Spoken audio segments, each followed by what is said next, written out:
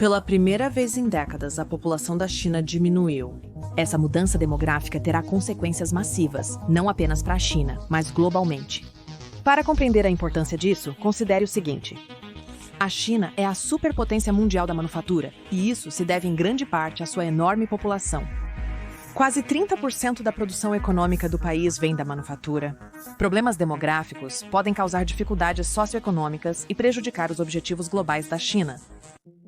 A população chinesa está em declínio. A queda foi contínua por 3 anos, reduzindo em 1,39 milhões apenas no último ano.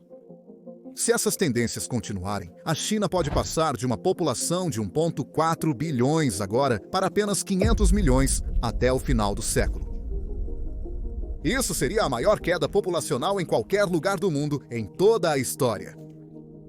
Consequentemente, a China enfrentará sérios problemas de envelhecimento e uma crise econômica. E o Partido Comunista Chinês? Eles são os culpados. Vamos analisar o colapso populacional da China e seu impacto no futuro do país. Primeiro, é importante entender por que os alertas só começaram a soar recentemente. Há 10 anos, as pessoas nem consideravam a possibilidade de um colapso populacional na China. Ao invés disso, o foco estava na superpopulação, justamente o contrário. E ainda hoje, muitos desconhecem isso. Isso porque, desde a Segunda Guerra Mundial, a China teve um grande aumento populacional.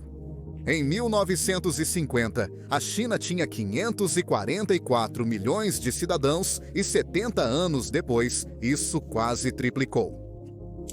Nas décadas de 50 e 60, as chinesas tinham, em média, 6 bebês. Mao Zedong, ditador chinês da época, incentivava a população a ter muitos filhos. Ele reprimiu o controle de natalidade e os abortos, pois acreditava que uma grande população era um ativo nacional. Enquanto isso, havia muitos incentivos para ter uma família grande. Em áreas rurais, famílias com muitos filhos recebiam terras extras. Nas cidades, as famílias obtinham moradias e rações de comida melhores. Mao usou propaganda para mostrar como era patriótico ter famílias grandes. No exterior, as pessoas estavam muito preocupadas com a superpopulação. Nos anos 70, pesquisadores alertavam sobre uma possível fome se a população continuasse crescendo em países subdesenvolvidos. Mao não gostou disso, e os avisos sobre superpopulação foram muito censurados. Contudo, nos anos 1970, as políticas do Partido Comunista Chinês mudaram drasticamente. Os conselheiros da casa notaram que a superpopulação seria um grande problema, com a população crescendo 20 milhões por ano. Isso equivale à população anual adicionada a Nova York. O Partido Comunista Chinês tinha dificuldade em prover comida e moradia para todos. Era quase impossível criar 20 milhões de empregos anualmente numa economia comunista de planejamento central. A primeira mudança na política do Partido Comunista Chinês foi a campanha Mais Tarde, Mais Longo, Menos. Em 1970, pedindo às pessoas que se casassem mais tarde, tivessem intervalos maiores entre os filhos e menos filhos no geral. O Partido Comunista Chinês chegou a promover a política do filho único. Depois da morte de Mao, no governo de Deng Xiaoping, as coisas se tornaram ainda mais extremas. Deng iniciou campanhas massivas de esterilização, com o governo recompensando financeiramente os participantes. Vale lembrar que o Partido Comunista Chinês segue com a esterilização em massa de uigures, principalmente mulheres, em Xinjiang. Acusado de genocídio, o Partido Comunista Chinês passou a pagar influenciadores para irem à província e retratá-la positivamente. Influenciadores que cobriram o genocídio uigur tiveram seus vídeos rapidamente rebaixados e suprimidos, inclusive nós. É por isso que frequentemente pedimos para vocês clicarem no botão de curtir e se inscrever abaixo. Isso nos ajuda muito. Agradecemos a vocês, mas voltando à crise populacional chinesa. Após Mao, o Partido Comunista Chinês intensificou o extremismo ao lançar a infame política do filho único, em 1979. A lei chinesa limitava as famílias a um único bebê. Após o primeiro filho, as mulheres geralmente recebiam implantes contraceptivos. Se removido e um segundo bebê nascesse, a esposa ou marido era esterilizado forçadamente. Às vezes, o segundo filho também precisava ser esterilizado. Para evitar isso, muitos pais não registravam o segundo filho no governo. Para essas crianças, isso significava não ter acesso à educação, saúde, emprego ou mesmo casamento. Estima-se que existam 13 milhões de crianças invisíveis vivas hoje, embora seja difícil determinar o número exato por não estarem documentadas. Como resultado da política do filho único, a taxa de fertilidade começou a cair nos anos 70 e 80. Essa taxa mede o número médio de filhos que uma mulher tem durante a vida. Porém, diferente do esperado com a política do filho único, a taxa de fertilidade não caiu de imediato para 1 ou menos. Muitas isenções existiam. Então, apenas 1/3 da população enfrentou a restrição de ter somente um filho. Nas cidades, a superpopulação era a maior ameaça. Já nas áreas rurais, a situação era diferente. Minorias étnicas, como a população no Tibete, não tinham restrições no número de filhos para evitar atritos com Pequim. Apesar das isenções, a taxa de fertilidade na China atingiu o nível de reposição nos anos 1990, com cerca de 2 bebês por mulher, cada geração manteve seu tamanho. Houve um pequeno problema, no entanto. A taxa de fertilidade continuou a cair ainda mais nos anos 1990. No final da década, atingiu um recorde baixo de 1,5 nascimentos por mulher. Foi quando as primeiras pessoas pediram a suspensão das restrições de um filho. A política do filho único foi apresentada como medida temporária contra a superpopulação pelo Partido Comunista Chinês. Bem, eles não ouviram isso. O governo chinês continuou com sua política de um filho por 2 décadas até os anos 2010. Isso foi um erro fatal. Para eles, as restrições eram necessárias devido à população extremamente jovem. Em 1970, a idade média na China era de apenas 18 anos, o que significa que metade da população ainda não era adulta. Esse grande grupo de jovens envelheceu lentamente e em 2025 a idade média passou a ser de 40 anos. Por décadas, o envelhecimento causou um crescimento populacional de cerca de 10 milhões de cidadãos adicionais anualmente. A população só atingiu o pico em 2021. Isso ainda pressiona o fornecimento de alimentos e moradia, mesmo com baixas taxas de natalidade. Segundo o Partido Comunista Chinês, a baixa taxa de natalidade não era um problema. Eles não se preocupavam com um pequeno declínio populacional a longo prazo, pois isso significaria mais recursos per capita. Além disso, eles sempre acreditaram que, quando chegasse a hora, poderiam suspender as restrições de um filho e as pessoas voltariam a ter mais bebês. Mas, como se viu, isso foi um terrível erro. Em 2010, havia aproximadamente 30% menos crianças do que pessoas de 35 a 45 anos. Até o Partido Comunista Chinês percebeu que era hora de frear a política do filho único, pois essas coisas se acumulam. 30% entre gerações comprometem a estabilidade do país. Em 2013, a China permitiu que casais com pelo menos um dos pais, sendo filho único, tivessem 2 filhos. Em 2016, a política do filho único foi abolida e substituída pela política de 2 filhos, o que inicialmente parecia funcionar. Em 2017, a taxa de fertilidade na China atingiu o pico de 1,8, que é um número bastante saudável. Mas, como se descobriu, o aumento em 2017 foi temporário. Não havia tantos casais esperando para ter um segundo filho. Em 1,5, a taxa de fertilidade caiu para 1,5, piorando durante a crise da coronavírus 2019. Em um movimento desesperado, o Partido Comunista Chinês levantou todas as restrições para ter filhos em 2021 com a política de 3 filhos, mas já era tarde demais. E em 2024 já estava em 1,2, uma das menores cifras do mundo. Segundo fontes como o Banco Mundial, a 1,0. Antes que os bots do Partido Comunista Chinês neguem, vale mencionar que o governo chinês mente sobre os números da taxa de fertilidade. De acordo com os dados do Bureau Nacional de Estatísticas da China, a taxa de fertilidade não é tão ruim. Mas o Bureau de Estatísticas deles é notório por mentir e manipular dados para ajudar o Partido Comunista Chinês politicamente. O Bureau de Estatísticas chinês já mentiu diversas vezes sobre os números do Produto Interno Bruto e da população do país, inflando os dados. A China poderia ter 100 milhões de pessoas a menos do que o reportado de 1,4 bilhões. Assim, a população chinesa já é menor que a declarada, e com apenas 1,2 nascimentos por mulher em média, está fadada a colapsar no futuro. Em retrospecto, é claro que o Partido Comunista Chinês errou ao não encerrar a política do filho único nos anos 90. É um dos muitos exemplos de quando o controle total do Estado se descontrola. Consequentemente, a China será a primeira a enfrentar um grave colapso populacional. A matemática é simples. Com uma taxa de fertilidade de 1,2, já generosa, cada nova geração se torna cerca de 40% menor. Se isso não melhorar, é uma espiral descendente, caindo de 40% para 16% e depois para 6,4%. Em suma, a China arrisca perder centenas de milhões de habitantes. Especula-se que a população da China cairá mais de 60% até 2100, chegando a pouco mais de 500 milhões de pessoas. Prever o futuro distante é quase impossível, mas, a curto prazo, já haverá enormes problemas. Em 2030, a pirâmide populacional da China será semelhante a esta. Haverá mais pessoas de 80 anos do que recém-nascidos e 3 vezes mais millennials. Para ser sincero, nunca houve uma situação onde uma população entra em declínio tão rápido sem guerra, doença ou fome. E este colapso vai definir a China para as próximas décadas, com consequências massivas.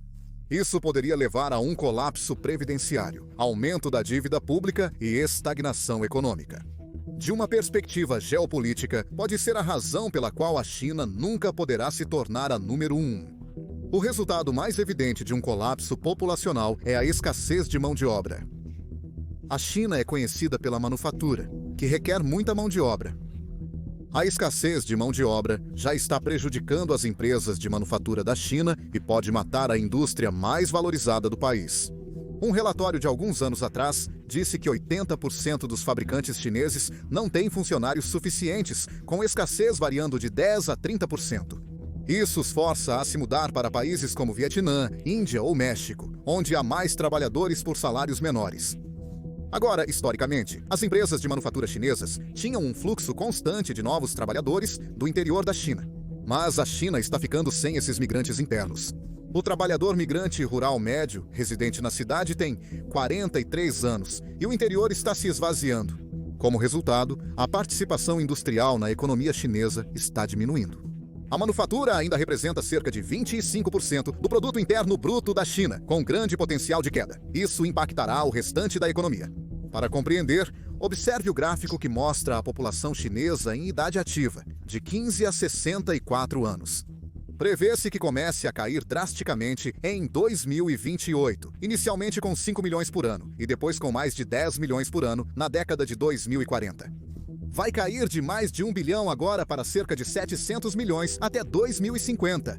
Até o final do século, poderia cair para apenas 200 milhões de dólares, embora isso seja apenas um palpite. Isso pinta um quadro muito sombrio para os mercados de consumo da China e suas empresas.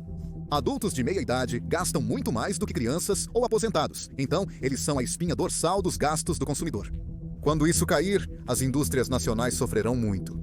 As indústrias de habitação, varejo, automotiva e outras da China enfrentarão pressão de queda por décadas. Também há muito menos mão de obra disponível.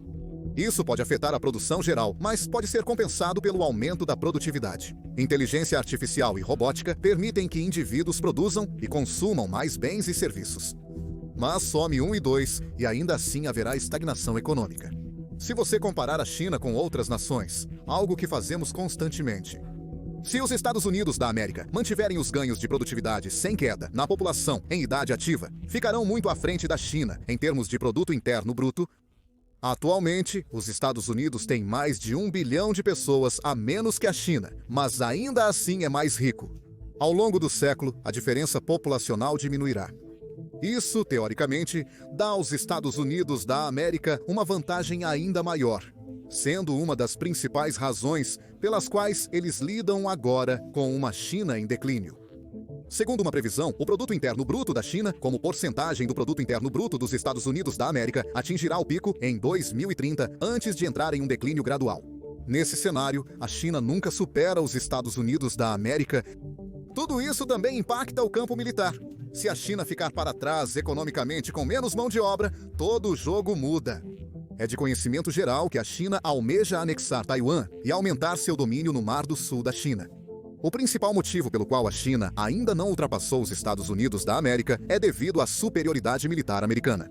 Por isso, a China tem pressionado por um acúmulo militar nos últimos anos, construindo rapidamente a maior marinha e treinando o maior exército permanente do mundo. Especialistas apontam que o pico militar da China pode ocorrer na década de 2030. O crescimento econômico que tem alimentado o orçamento de defesa pode se esgotar, e a mão de obra da China também está prevista para diminuir.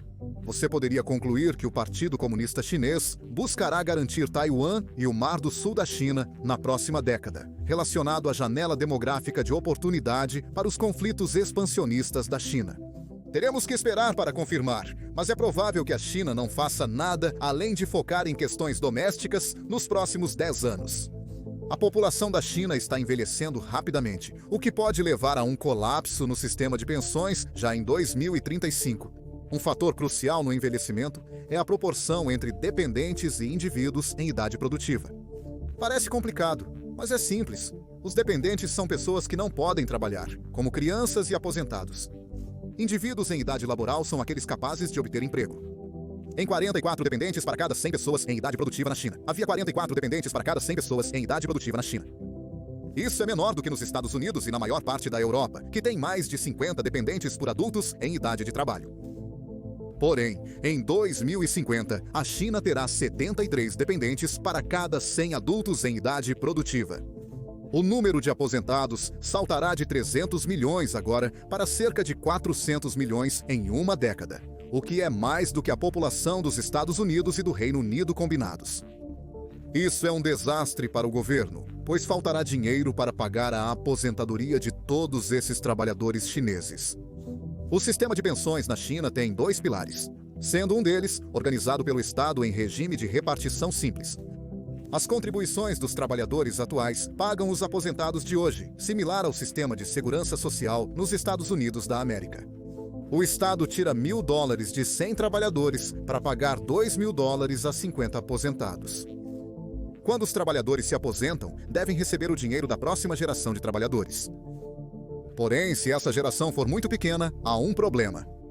Se $1.000 de 100 trabalhadores devem pagar por 75 aposentados, esses aposentados, de repente, só recebem $1.300. E eles vão ficar bastante irritados, porque deveriam receber $2.000. O problema afetará centenas de milhões de pessoas que dependem das pensões para sobreviver. A partir de 2035, o sistema chinês poderá operar com déficits anuais de centenas de bilhões de dólares.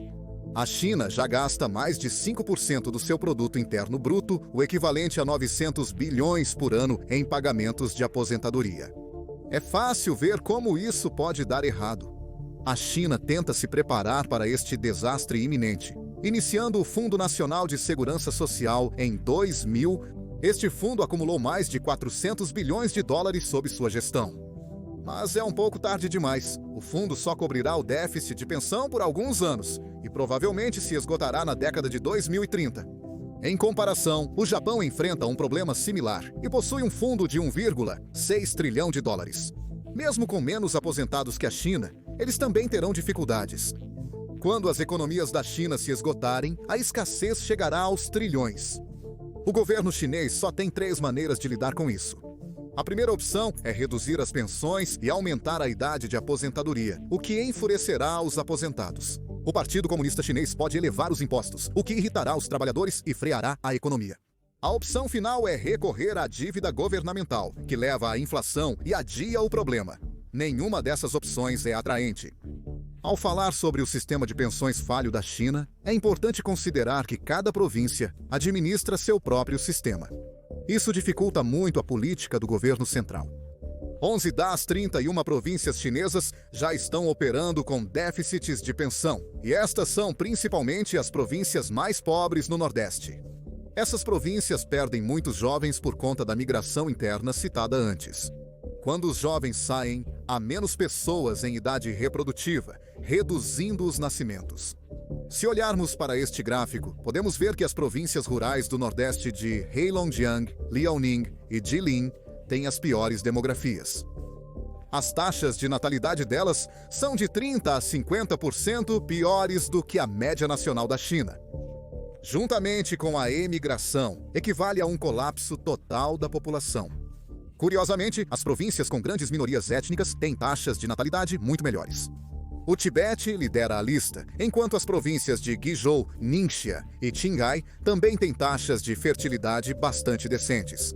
Há várias razões para isso, como isenção da política do filho único, menor urbanização, custo reduzido para criar filhos, diferenças culturais e menos migração. Infelizmente, as taxas de natalidade na província de Xinjiang estão baixas devido à atual supressão da população uigur. As províncias costeiras do sul, como Guangdong e Hainan, também lideram a lista. Porque há muitos empregos lá, eles são os que mais se beneficiam da migração interna que está sustentando suas demografias. Enquanto isso, as megacidades de Xangai e Pequim estão por um fio, e sem a migração interna, elas entrariam em colapso. A situação está preocupando o governo central, que não deseja abandonar as províncias carentes do Nordeste, com baixas taxas de natalidade. Suas economias estão arruinadas e o sistema de pensões entrará em colapso sem auxílio do governo central. Porém, é arriscado taxar outras províncias para solucionar este problema. As províncias com minorias étnicas jamais aceitariam tal medida. Taxar as províncias do sul e as grandes cidades também não é uma opção popular, pois são o centro de crescimento da economia chinesa. Esse dilema vai levar a conflitos dentro do Partido Comunista Chinês. Existem vários círculos de poder dentro do Partido Comunista Chinês, e os governos regionais possuem certa independência. Para um líder como Xi Jinping, manter a lealdade de cada província vai ser muito difícil. E se há uma coisa que você pode tirar da história chinesa, é que a desunião e a luta interna podem ficar muito feias. Ao falar sobre a China e seus problemas atuais, é difícil não notar as enormes semelhanças com o Japão. O fundo de pensão é apenas uma das semelhanças entre a China e o Japão. Em certos aspectos, o Japão é como a China, porém décadas à frente. Para compreender o que ocorre na China, é interessante observar o Japão por um instante. A taxa de fertilidade do Japão caiu abaixo de 2 nascimentos por mulher nos anos 60 e continua diminuindo. A taxa de fertilidade atual é de 1,4, um pouco acima da China, mas permanece baixa há décadas. O efeito cumulativo impactou a pirâmide populacional, como mostra este gráfico. O fracasso econômico do Japão está chamando mais atenção atualmente. Após a crise econômica dos anos 90, o Japão não registrou crescimento do produto interno bruto per capita. Esse período, desde os anos 90 até agora, é chamado de décadas perdidas do Japão. O produto interno bruto nominal caiu de 5,5 trilhões em 1995 para 4,2 trilhões, agora apesar dos enormes ganhos em outros países nesse período. O mais trágico é que o Japão estava vencendo nas décadas de 60, 70 e 80. O país tinha experimentado alto crescimento devido a indústrias prósperas. Embora possa parecer estranho atualmente, a maioria acredita que o Japão possa um dia ultrapassar os Estados Unidos em termos de produto interno bruto. Ao mesmo tempo, analistas internacionais alertavam sobre uma crescente ameaça geopolítica japonesa e uma guerra iminente. No fim dos anos 80, o público americano temia tanto o Japão quanto o declínio do Império Soviético. Para alguém vivendo hoje, essa história soa muito familiar.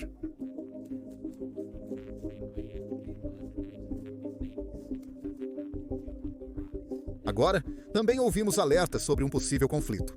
Mas, com o Japão, a guerra e a tomada econômica não se concretizaram. O mesmo pode ocorrer com a China, pois a queda do Japão provavelmente foi causada por questões demográficas. O mesmo problema é enfrentado pela China atualmente. Inicialmente, havia alguns argumentos de que o Japão sofreu com uma má política governamental ou do Banco Central. Em meados dos anos 90, o colapso de uma bolha de ativos no Japão causou uma crise econômica. Apesar das ações do governo e do Banco Central, a economia não se recuperou nos últimos 30 anos. Existe um consenso crescente de que o envelhecimento e as baixas taxas de natalidade são, na realidade, o principal problema. Demografias ruins reduzem a demanda por bens e serviços e diminuem a força de trabalho. Hoje, a economia do Japão é sustentada por uma dívida governamental crescente, atingindo 263% do produto interno bruto. Assim, os efeitos de baixas taxas de natalidade são preocupantes, e há indícios de que a China está indo pelo mesmo caminho do Japão. A enorme bolha imobiliária na China vem colapsando desde 2021. Isso é crucial, pois o mercado imobiliário chinês vale mais de 125 trilhões. A crise imobiliária, a maior classe de ativos do mundo, pode sinalizar o fim da ascensão da China, assim como o colapso da bolha de ativos indicou a queda do Japão. Embora a história nunca se repita por completo, é difícil não notar as semelhanças entre essas histórias. A história do Japão também evidencia a dificuldade em combater as baixas taxas de fertilidade. Mesmo com diversas políticas para aumentá-la, a taxa de fertilidade do Japão seguiu em queda. Isso porque as causas das baixas taxas de natalidade são extremamente complexas. Para compreender a magnitude do problema para a China, é importante investigar suas causas fundamentais. O aspecto mais significativo a se notar é a acelerada urbanização. A China provavelmente teve a urbanização mais rápida da história, iniciando nos anos 80. Passou de 19% da população vivendo em cidades na década de 80 para 67% em 2024, o que significa que centenas de milhões de pessoas se mudaram do campo para as cidades. O desenvolvimento a curto prazo foi ótimo, mas a urbanização prejudicou a demografia a longo prazo. Viver com milhões de pessoas em áreas urbanas apertadas não é ideal para começar famílias. Em Xangai, o município com a maior densidade populacional, agora existem quase 4.000 pessoas por quilômetro quadrado. Enquanto isso, Xangai tem uma das menores taxas de fertilidade do país, de apenas 0,6. Sem novos moradores, Xangai se transformaria em uma cidade fantasma. Problemas similares existem nas outras 16 megacidades da China, incluindo Chongqing, a maior, e a capital Pequim. Há diversas razões para isso, como o maior custo de vida nessas metrópoles. Os preços dos apartamentos em Xangai podem ser até 5 vezes mais altos em relação às cidades chinesas menores. Nas grandes cidades, as pessoas ganham mais, mas não o bastante para compensar os custos elevados. Comprar o espaço necessário para criar um filho é quase inacessível para a família média. Isso se relaciona com a segunda grande razão para as baixas taxas de natalidade na China, o alto custo de vida. O custo relativo de criar um filho na China é o segundo mais alto do mundo.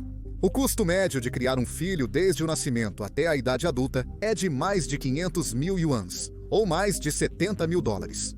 Isso é 6 vezes o produto interno bruto per capita. Em comparação, nos Estados Unidos da América, é necessário cerca de 4 vezes o produto interno bruto per capita para criar um filho. Na Austrália, o produto interno bruto per capita é apenas o dobro. O único país onde é ainda pior do que na China é a Coreia do Sul, que tem a menor taxa de fertilidade do mundo. O custo de criar um filho está intimamente relacionado com o número de filhos que as pessoas têm. Na China, além dos gastos com moradia, a segunda maior razão para os altos custos são as despesas com educação. Assim como na Coreia do Sul, os pais chineses gastam muito com a educação de seus filhos. Em média, gastam 17% da renda com taxas de educação. Isso supera qualquer outro país do mundo, ainda que a maioria dessas famílias tenha somente um filho. Esse alto gasto está relacionado à síndrome do bilhete dourado. Os pais acreditam que se o filho não receber a melhor educação, será um fracasso. Como resultado, as famílias chinesas de renda média concentram todos os seus recursos em um único filho. Isso permite que eles paguem as mensalidades das melhores escolas e programas extracurriculares. Porém, este não é o único problema cultural na China. Na China, 60% das mulheres trabalham e são desencorajadas a ter filhos. Em uma pesquisa, 85% das mães que trabalham na China disseram que ter filhos prejudicou suas perspectivas de carreira. Na China, muitas mulheres optam por ter menos filhos ou nenhum, enquanto as taxas de casamento caem rapidamente. A idade média do casamento na China está subindo muito, pois as pessoas estão se casando menos e mais tarde. Em 2022, os registros de casamento atingiram o menor nível desde 1980. Apenas 6,1 milhões de casais se casaram, um número que parece alto, mas é preocupantemente baixo, como mostra este gráfico. O número de casamentos em 13,4 milhões ultrapassou o dobro, atingindo 13,4 milhões. Na China, o número de divórcios está aumentando. Este é um grande motivo para as baixas taxas de natalidade na China, pois as pessoas tendem a ter filhos apenas quando casadas. Apenas 9% dos bebês chineses nascem fora do casamento, comparado a 40% nos Estados Unidos da América. Existem algumas razões para as menores taxas de casamento atualmente. Na China, a norma cultural é que as pessoas precisam de uma renda alta para se casar e ter filhos. Mas muitos jovens chineses estão cansados do cenário hipercompetitivo. O desemprego entre os jovens está em 2 dígitos, e muitos estão em empregos abaixo de suas qualificações. Mesmo pessoas bem-sucedidas na carreira têm dificuldade em se casar e criar filhos. Trabalhadores de empresas chinesas competitivas têm jornada média de 49 horas semanais. 85% deles relatam ter que trabalhar horas extras. Na cultura de trabalho chinesa, sair antes do chefe e dos colegas é considerado desrespeitoso e preguiçoso. Apesar de ser ilegal, muitos trabalhadores chineses de tecnologia e finanças seguem a jornada 996. Eles devem trabalhar das 9 da manhã às 9 da noite, 6 dias por semana, totalizando 72 horas. Porém, os piores lugares são os empregos na indústria. Na fábrica da Foxconn, onde muitos produtos da Apple são fabricados, os funcionários às vezes trabalham em turnos de 12 horas, o que se relaciona com a crise da baixa taxa de natalidade. Pessoas sobrecarregadas de trabalho não têm tempo para começar uma família. Curiosamente, a China enfrenta outro problema que muitos países não têm. Há uma grande escassez de mulheres, um problema que se iniciou nos primórdios da política do filho único. Os pais preferiam ter um menino a uma menina porque a linhagem familiar chinesa é transmitida pela linha masculina. Também se esperava que os meninos ganhassem mais para sustentar os pais no futuro. A partir dos anos 80, os pais começaram a realizar abortos seletivos baseados no sexo do bebê. Alguns relatórios disseram que nasciam 120 meninos para cada 100 meninas. Hoje, a China tem aproximadamente 30 milhões de homens a mais do que mulheres. Mesmo com o fim das restrições de um filho, os abortos seletivos continuam ocorrendo. Este problema de proporção de gênero é definitivamente ruim para a demografia. Após analisarmos várias razões para o colapso populacional na China, é difícil encontrar uma solução única que atenda a todos. Por ser incrivelmente complicado, é muito difícil para o Partido Comunista Chinês responder. Vale a pena explorar como o Partido Comunista Chinês pode reagir a essa crise sem precedentes. Afinal, eles precisam tomar alguma atitude, certo? É provável que aumentem a idade de aposentadoria. Na China, o sistema de aposentadoria é complexo, com idades diferentes dependendo do tipo de trabalho e do gênero. Geralmente, a idade de aposentadoria é 60 para homens e 55 para mulheres. Isso é generoso comparado a outros países, mas não é sustentável com o envelhecimento populacional atual. Por isso, o Partido Comunista Chinês planejou aumentá-la em 3 anos durante 15 anos, com provável aumento posterior. A única desvantagem é que as novas gerações sentem-se enganadas. 30 a 40 anos, provavelmente trabalharão mais e se aposentarão mais tarde que seus pais. Eles também pagarão muito mais impostos do que seus pais para arcar com as pensões dos mais velhos. Para os chineses mais jovens, será ainda pior. Se a demografia não melhorar, terão sorte de se aposentar aos 70 anos. O Partido Comunista Chinês precisa resolver isso para evitar um colapso total do país. Agora, esses problemas demográficos podem ser resolvidos por duas coisas: imigração, taxas de fertilidade mais altas, ou ambos. Em geral, um influxo de jovens do exterior pode manter uma população estável. Diferentemente dos Estados Unidos da América e de vários países europeus, a China não pode recorrer à imigração para lidar com o envelhecimento e declínio da população. Afinal, para um país de 1,4 bilhões de pessoas, é difícil encontrar um número significativo de imigrantes qualificados e talentosos no exterior. A China teria que importar o equivalente a países inteiros, em uma época em que cada vez mais populações estão em declínio. Além disso, a China não é o destino mais atraente para os migrantes. Os Estados Unidos, a Europa ou outros países asiáticos como o Japão e a Coreia do Sul simplesmente oferecem mais prosperidade e mais liberdade. Além disso, culturalmente, a população chinesa é muito conservadora socialmente, o que significa que estrangeiros e outras culturas não são muito bem-vindos. Ainda não há sinais claros de que o Partido Comunista Chinês esteja tentando forçar a imigração de cima para baixo. Assim, a única solução é aumentar e estabilizar as taxas de fertilidade. Uma taxa de fertilidade de 1,5 comparada a uma de 1,18 já seria um mundo de diferença. A China aspira a retornar ao nível de 2,1 de reposição populacional futuramente. Se o Partido Comunista Chinês quiser influenciar isso, terá que adotar políticas pró-natalistas, que visam facilitar para as pessoas terem filhos. Exemplos são incentivos fiscais, creches gratuitas e subsídios mensais. No entanto, essas políticas nem sempre funcionam. Países como Coreia do Sul, Japão e muitos europeus já implementaram diversos incentivos pró-natalistas. Mas se pegarmos o caso da Coreia do Sul, não teve um grande impacto. Eles gastaram 270 bilhões de dólares desde 2006 em políticas pró-natalistas, mas suas taxas de natalidade só pioraram. E 270 bilhões de dólares já seriam o equivalente a trilhões de dólares na escala da China, um país com quase 30 vezes a população. Então, o Partido Comunista Chinês teria que gastar uma quantidade insana de dinheiro. E nem mesmo é garantido que funcione. A China está implementando gradualmente incentivos financeiros reduzidos para os pais. Uma mudança recente dobrou os benefícios fiscais de 1.000 para 2.000 yuans mensais para famílias com bebês de até 3 anos. Isso é apenas cerca de $300 mensais, insuficiente para fazer diferença na crise demográfica. Se eles não querem gastar trilhões de dólares, faria mais sentido abordar o problema do custo de vida. Na China e em muitos outros países, o alto custo da habitação é o maior obstáculo financeiro para iniciar uma família. Agora, não há falta de casas na China.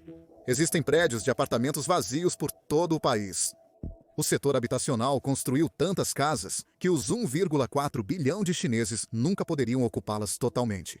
O problema é que há uma grande bolha especulativa e os preços dos imóveis permanecem inacessíveis para muitos. A situação está melhorando com o colapso da bolha, mas ainda há um longo caminho a percorrer. Além disso, as pessoas querem morar perto do trabalho. E muitos desses prédios de apartamentos vazios estão longe dos centros econômicos da China. Para melhorar o custo de vida, é necessário transferir empregos das megacidades para cidades menores e áreas rurais. Em suma, o Partido Comunista Chinês precisaria desfazer parte da urbanização excessiva. O Partido Comunista Chinês tem grande controle sobre a economia do país, então poderia optar por fazer isso. Mas isso prejudicaria o crescimento econômico. As megacidades impulsionam a economia. Contudo, se o Partido Comunista Chinês precisar optar entre o crescimento econômico a curto prazo ou a sobrevivência a longo prazo, a escolha sábia seria a última. Como mencionado, além do custo de vida, existem também problemas culturais na China que levam ao colapso populacional. A síndrome do bilhete dourado, excesso de trabalho e queda nas taxas de casamento contribuem para o problema. A China, sendo um país autoritário em sua essência, pode abordar questões sociais de forma diferente. O Partido Comunista Chinês pode iniciar uma nova revolução cultural focada nas taxas de natalidade, como forma de rejuvenescimento nacional. O Partido Comunista Chinês controla toda a mídia, facilitando a disseminação da propaganda governamental sobre a importância de ter 2 filhos.